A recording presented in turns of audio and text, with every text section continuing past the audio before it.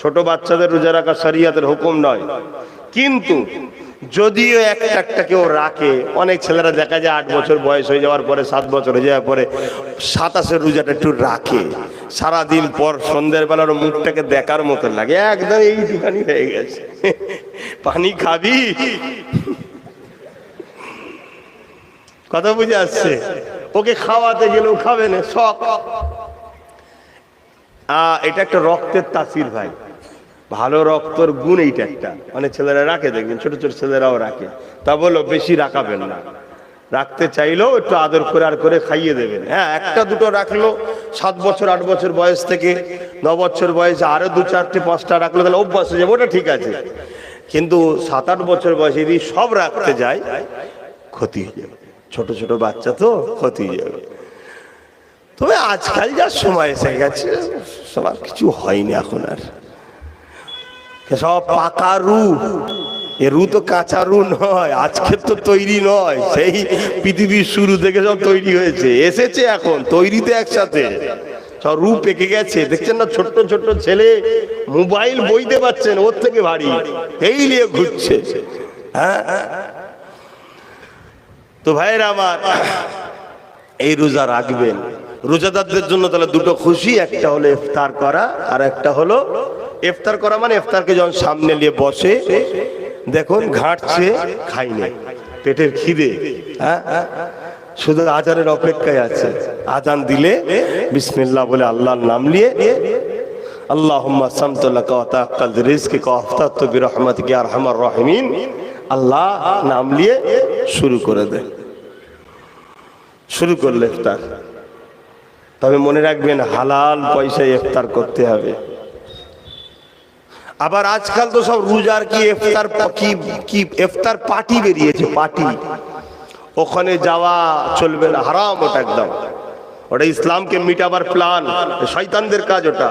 যারা ইফতার পার্টি করে ওগুলো সব শয়তান। শুনছেন না? এই কথা শুনছেন তো নাকি? ইফতার মাহফিল করতে পারেন, ইফতার মাহফিল করতে পারেন, ইফতার পার্টি নয়। ইফতার পার্টি যারা করে ওগুলো হলো শয়তানের চেলা। আমার রোজাকে নিয়ে ওরা খেলা করে, নাটক করে, হারাম পয়সায় ইফতার দেয়। বেরোজাদার গুলো বসে বসে গপ গপ করে খায়, হারাম খোর গুলো, দেখেছেন না? ওতে যাওয়া হারাম, চলবে না। ইফতার মাহফিল করতে পারেন। ইফতার মাহফিলে আলেমরা থাকে, ইমামরা থাকে, আল্লাহর ওলিরা থাকে, রোজাদাররা থাকে। সেখানে ওয়াজ হয়, কোরআনের কথা হয়, রোজার আলোচনা, ইফতারের আলোচনা হয়, লাস্টে দোয়া হয়, কোরআন নিয়ে হয়, ঠিক না বেঠিক? সেখানে যাবেন, একসাথে বসে সবাই খাবেন, খুশির কথা তো, আনন্দের কথা। কথা বুঝে আসছে?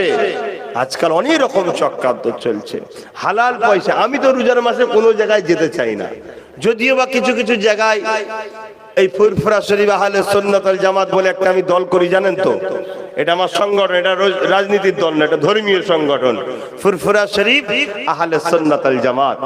এই সংগঠনের অনেক ছেলে আছে, অনেক ইউনিট আছে, তারা খুব চাপাচাপি করে। আমি বলে দিই, ভাই ইফতার কিন্তু তোদের পয়সা খাবো না।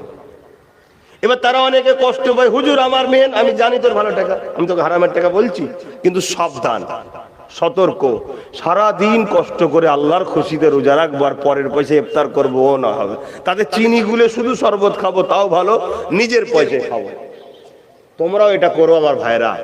আমি কাউকে সন্দেহ করতে বলছি না, কাউকে সন্দেহ করতে, ভাই তোরও পয়সা হালাল, কিন্তু আমি রোজা রেখেছি আমার আল্লাহর জন্য। আমার আল্লাহ খুশি হয়ে আমাকে শুধু শরবত খাওয়াচ্ছে, আমি তাতেই খুশি। আমার আল্লাহ যতটুকু খাওয়াচ্ছে তাতে আমি খুশি, ঠিক না বেটি? আমার আল্লাহ আমাকে ফল খাওয়াইনে, আমার আল্লাহ আমাকে বেদানা কলা খাওয়াইনে, নানা রকম মুসাম্মি বেদানা টেদানা দেয়নি, তা আমার আল্লাহ আমাকে না খাওয়াতে খুশি যদি হয়, আমি তাতেই খুশি। কারণ এটা তো আমার নয়, এটা তো আমার আল্লাহ, তিনি তো সৃষ্টি করেছে। আমার আল্লাহ যতটুকু দিয়েছে আমার হালাল পয়সাতে, আমি অতটুকুতে ইফতার করব। কি ভাই, রাজি তো নাকি?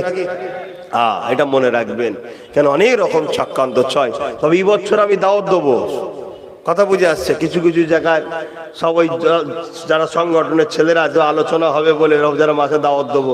হুজুরের পয়সাটা একটু খাস বাবা, চিন্তা নেই, আমার বুক ফাটানো, গলা ফাটানো, চিল্লানো পয়সা বাপ, কথা একদম আমি সিকিউরিটি দিচ্ছি। আমার ওপর একটু বিশ্বাস রাখতে হবে নাকি? না ওটাও বাদ, একটু বিশ্বাস আছে তো নাকি? এটুকু তো বিশ্বাস রাখো, কারণ নবী বলেছেন আমার কোরাইশ বংশের বাচ্চাদের ঝান্ডা তলায় তোমাদের দাঁড়াতে হবে। জোরে বলুন সুবহানাল্লাহ। তা আমাদের উপর একটু বিশ্বাস রাখতে হবে। হ্যাঁ, তোমরাই যে পয়সা আমায় দাও, তোমরাই দাও, তোমাদেরই টাকা পরিশ্রম করি, বুক ফাটাই, সেই জন্য পরিশ্রম দাও তোমরা, নজরানা নয়। নজরানা হলো খুশি করে মুসাফা করে বা কিছু গিফট, কেউ সবজি নিয়ে যে দেয়, হুজুর আমার জমির হয়েছে, কেউ আরো অনেক কিছু, সব বলছি নি মাইকে, মুরগি নিয়ে যে দেখি দিচ্ছি, কি হয়েছে হুজুর আপনার জন্য পুষেছিল, আপনি তো খান নে, নিয়ে এসে দিয়েছে, আপনি জবাই করে খাবেন। কথা হয়েছে একজন লিজে দেয়, ওটা হচ্ছে নজরানা। ওই নজরানা দিয়া সুন্নাত, লিয়াও সুন্নাত। বলুন সুবহানাল্লাহ। আর এই যে জলসা করে যেটা লিয়া হয়, এটা হলো পারিশ্রমিক। আমি এতক্ষণ সময় রাস্তাঘাট নিয়ে এত কষ্ট করব আর করব, আমাকে এর পারিশ্রম দিতে হবে। কথা কিন্তু আল্লাহ আল্লাহ রসুলের জন্য বলবো। জোরে বলুন সুবহানাল্লাহ। কথা বুঝে আসছে? এই পারিশ্রমটা তোমরাই দাও, আবার ঘুরিয়ে তোমাদের ঘরেই দেওয়া হয়। জুম্মায় জুম্মায়, রবিবারে, 3 দিন ইসালে সাহাবে, অনেক ইসাল সাহাবে তোমরাই তো যাও আল্লাহ কারে, সব তোমাদের ঘরেই আবার বার করে দেওয়া হয়। তো যাক আসে, রোজা রাখবে, রোজাদারের কত গুরুত্ব একটু শুনে রেখে দেন। একটু বলি একটা রোজার বিষয়।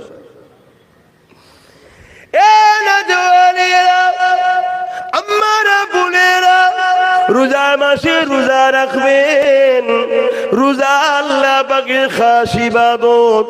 ভাইরা শুনে রেখে দেন, ময়দানে মাশর কিয়ামতের দিনে, যেদিন মাথার এক বেদা ইখতিলা, এক হাত উপরে আল্লাহ সূর্যকে নামিয়ে দেবে, সেদিন সূর্যের 12 গুণ তাপটা বেড়ে যাবে, মাথার খেলুগুলো নাক দিয়ে গলে গলে ঝরে ঝরে পড়তে লাগবে।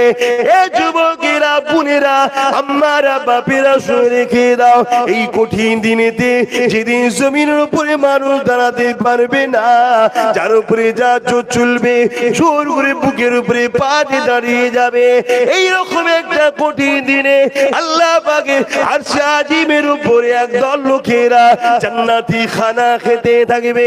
আল্লাহর ফেরেশতারা দেখে দেখে বলবে, ও রব্বি আল্লাহ পাকেরা কারা, যাদেরকে আপনি কঠিন মুসিবতের দিনে সবাই নাফসি নাফসি করে, তাদেরকে আপনি নিশ্চিন্তায় বসিয়ে বসিয়ে জান্নাতি খানা খাওয়াতে লেগেছে।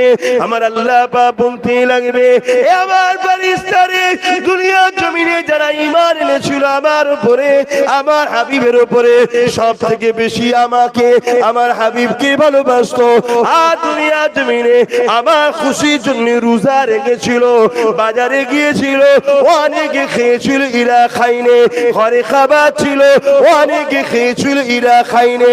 এরা যদি খেত কেউ বকতে পারতো না, এরা যদি কেউ কেউ মারতে পারতো না, এরা যদি কেউ কেউ আঘাত করতে পারতো না। এ আমার ফেরেশতারে, আমার খুশির জন্য এরা দুনিয়ার জমিনে এরা রোজা রেখেছিল, রোজাকে সম্মান করেছিল। আমি আল্লাহ আজকের কঠিন বিচারের দিনেতে এদেরকে আমার জান্নাতের খানা খাওয়া।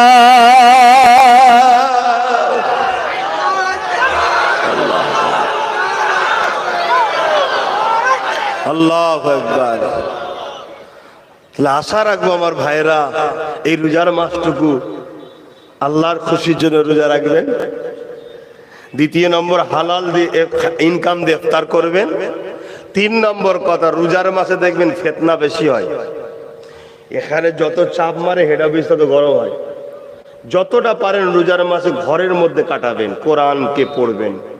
যদি পড়তে না পারেন, স্ত্রী পড়বে, শুনবেন, ও পড়ে যে নেকি পাবে, আপনি মন দিয়ে শুনলে সেম নেকি পাবেন। জোরে বলুন সুবহানাল্লাহ।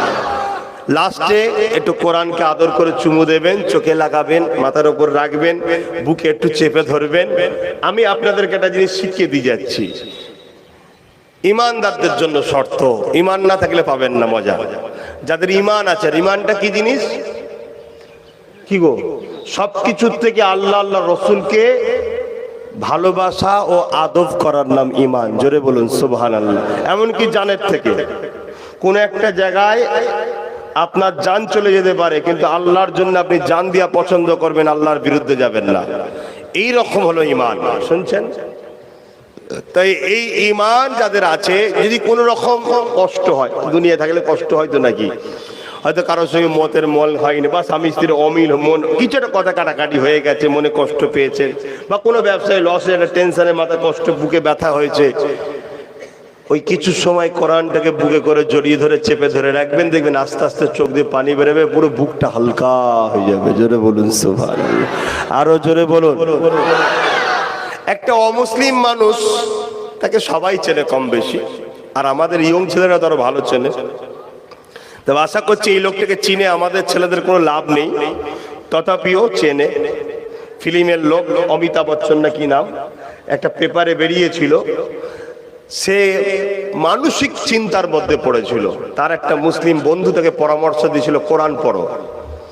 কোরআন পড়তে যখন শুরু করলো, আস্তে আস্তে আস্তে আস্তে তার মানসিক চিন্তা থেকে সে বেরিয়ে গেল।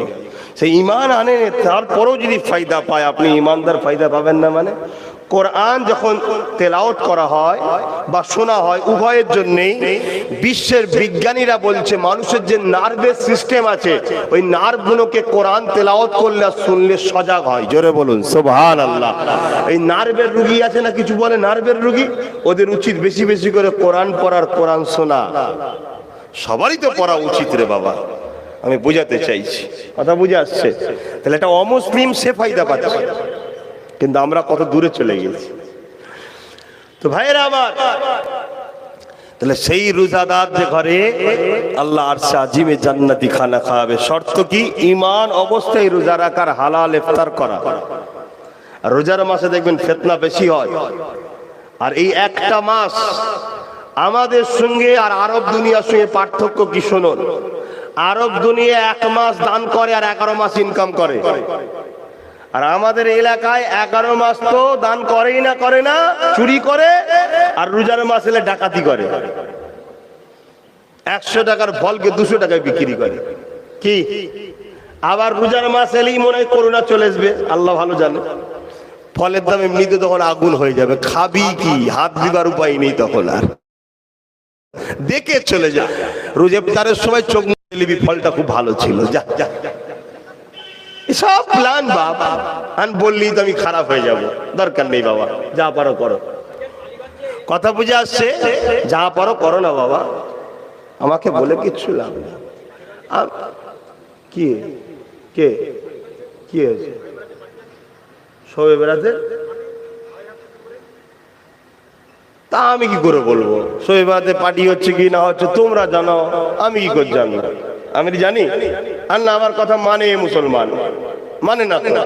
যদি মানতো তাহলে আমার টুপি কেলে কেউ খেলা করতে পারতো না, টুপি সমেত সবলে নিতাম। বুঝার যদি হয় বুঝে লাও, কথা বুঝে আসছে না? নাই মানে না তো আমাকে, আমার কওমের মানুষ। যদি মানতো তাহলে সাহস হতো না আমার টুপি কেলে কেউ খেলা করবে। আমার কথা মানে নে, আমার কথা শোনে নে। আজ টুপি লে খেলা হচ্ছে, কাল কোরআন লে খেলা হবে, কাল বোরখা লে খেলা হচ্ছে, কাল নামাজ লে খেলা হবে। আমি আল্লাহকে বলবো, আল্লাহ আমি চিল্লেছিলাম তো, আমি চিল্লেছিলাম, এরা আমার সাথ দেয় না, আমি যতটুকু পেরেছি করেছি। আবার কি বাবা? তো যাক, আল্লাহ আমাদেরকে এখনো হেদায়েত করুক, বুঝার তৌফিক দিক, বলুন আমিন। তো ভাইরা আমার, তাহলে সামনে রোজার মাস আসছে, আর বিশেষ করে প্রত্যেকটা যুবককে আর বোনকে বলবো, এই রোজার মাসটা 1 মাস কোনো বন্ধু নয়, কোনো আত্মীয় নয়, কোনো ব্যবসা কারবার নয়, যতটুকু প্রয়োজন হালাল ইনকাম করার, সংসার ডেলি যারা খাটো, এই রোজার মাসটা দিন রাত পুরো 1টা মাস তোমরা আল্লাহর দাসত্ব বেশি বেশি করে করো, কোরআন বেশি করে পড়ো, নামাজের মধ্যে বেশি করে দাঁড়াও, নফল নামাজ পড়ো, কিবলামুখী হয়ে আল্লাহ আপনার শুকরিয়া আদায় করে 2 রাকাত নফল নামাজ পড়ছি, আবার পড়ে যাও, আবার পড়ে যাও, নামাজ পড়েই যাও। কেন? আল্লাহ রসুল বললেন যে রোজার মাস পেলো আর নিজেকে জান্নাতি বানাতে পারলো না, সে বড় হতভাগ্য। অর্থাৎ রোজার মাস এমন একটা মাস, জীবনের গুনাহ মাফ করে জান্নাতি খাতায় নাম তোলার মাস। জোরে বলুন সুবহানাল্লাহ, আরো একটু জোরে বলেন নারে দিবেন, নারে দিবেন। অতএব বাপ ভাইদেরকে বললাম, বিশেষ করে আমার ভাইগুলোকে আর বোনগুলোকে বললাম, এইটুকু ভাইয়ের কথা রেখো, রোজার মাসটুকু বেশি বেশি ইবাদত করো। আর যা চাইবা চাও, গাড়ি বাড়ি টাকা পয়সা ধন দৌলত যা লাগবে সব বলো আল্লাহকে, বিয়ে শাদী যদি না হয় সুন্দর বিবাহ করবে, সুন্দর মেয়ে দরকার, তাও বলো আল্লাহকে, কোনো পাপ নয়। কথা বুঝে আসছে? কিন্তু তুমি তোমার স্ত্রীকে বিবাহর পরে আল্লাহ সুন্দর মিলাবে, তারপরে যেন আবার শয়তানি করবে না, তারপর জুলুম করবে না, আর অন্য নারীর দিকে খারাপ নজরে তাকাবে না। নিজেকে পরিবর্তন করো। আমার কথাই খারাপ লিখছেন? এ তো শরিয়াতের কথা বলছি। কথা বুঝে আসছে? আর সবকিছুর সাথে সাথে দুটো দোয়া আমার পক্ষ থেকে একটু চাইবেন। একটা হলো আল্লাহ যেন আমাকে ইজ্জতের সঙ্গে যতদিন বাঁচিয়ে রাখবে, আপনাদের ঘরে নিয়ে দুনিয়া আখেরাতে একসাথে যেন থাকতে পারি, আর আল্লাহ যেন আমাকে নলেজ সিরিটা করার তৌফিক দেন। বলুন আল্লাহুম্মা আমিন। মনে থাকবে? মনে থাকবে রোজার মাসে? আর একটা দোয়া, সেটা আমার ছোট ভাইয়ের জন্য। অনেক ছুটোছুটি করছে, একটা মানুষ, তোমরা দিয়েছো একটা, কি করব বলো? এই একটা নিয়ে যতটুকু পাচ্ছি করছি। তোমরা যদি 10-12টা দিতে, তাহলে গিয়ে ডাইরেক্ট টুপি খুলে নিত। একটা কি করবে, কত জায়গায় যাবে? তো এই একটা দিয়েছে আল্লাহ যেন এই এক থেকে একদিন এমন একটা জায়গায় বসায়, সর্বধর্মের মানুষের সমস্যা সমাধান করার ক্ষমতা যেন আল্লাহ ওর হাতে দেয়। বলুন আল্লাহুম্মা আমিন। এই দুটো দোয়া, একটা আমার পক্ষ থেকে, একটা আমার ছোট ভাইয়ের পক্ষ থেকে, করবেন তো? আমার উপরে ভালোবাসা আছে তো? একটু হাত তুলে দেখান না। আলহামদুলিল্লাহ, হাত না ভাই। আর আমার ছোট ভাইয়ের উপরে রাগ নাকি? ওকেও ভালোবাসেন তো নাকি? হ্যাঁ, মনে রাখবেন, এরপরও যদি আপনার নীতি যদি মনে হয় আমি অন্য কাউকে ভালো লাগে, সাপোর্ট করি, করুন, কিন্তু খবরদার ওকে ছেড়ে দেবেন না। কেন হলো তোমার নবীর খানদানের ছেলে, ওদের পা ধরেই জান্নাত যেতে হবে। বা ও যতই মুফতি মাওলানা চিল্লাক, তুমি শুনে রেখে দাও আমার কথা। মিশকাত শরীফ বাবুল মিশকাত শরীফ আব্দুল্লাহ ইবনে ওমর থেকে রয়াত, এ আমার উম্মতেরা, আমি মুহাম্মদকে যারা মানো, নবী বলছে আমার খানদানের বাচ্চা ঝান্ডার তলায় দাঁড়াবি তোরা। জোরে বলুন সুবহানাল্লাহ। তো ভাইয়েরা আমার, তাই আমি ধর্মীয় বিষয়টা দেখছি, মসজিদ মাদ্রাসা জলসা মাহফিল নলেজ সিটি করা, এইসবগুলো আমি দেখছি। আর তোমাদেরকে বুঝিয়েছিলাম, যথেষ্ট তোমরা বুঝেছো। আল্লাহ পাক একটা ফল দিয়েছে, ও রাষ্ট্র সেবা, রাষ্ট্রবাসীর সেবাটা ও করছে। আমার দোয়া ওর উপরে আছে, ওর সাথে যারা থাকবে তাদের উপরেও দোয়া আছে। কিন্তু আমি জলসা মাহফিল, ধর্মীয় জলসা, মসজিদ মাদ্রাসা, 49টা মাদ্রাসা চালাই আমরা, সেগুলো দেখতে হবে তো ভাই। তারপরে নলেজ সিটিটা করছি, অত সময় দিতে হবে। তো আল্লাহ আমাদের সকলকে বুঝার তৌফিক দেন। বলুন আল্লাহুম্মা আমিন। আসুন একটু সালাম দেবো। ইয়া নবী সালাম